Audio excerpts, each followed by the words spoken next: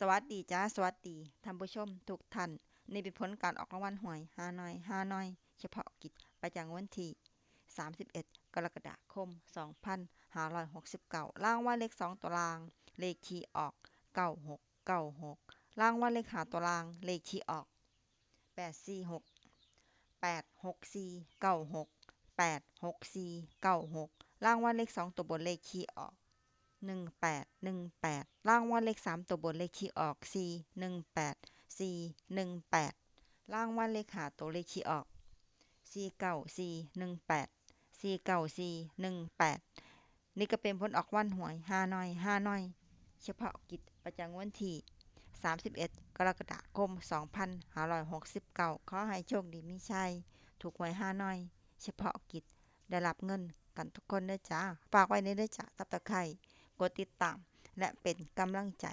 ขอขอบคุณทุกท่านที่เข้ามารับชมและรับฟังแล้วมาพบกันใหม่ในผลการออกหวยฮานอยในเวลา 17:30 นาทีในฮานอยพิเศษสำหรับครั้งนี้ขอบคุณและสวัสดีจ้า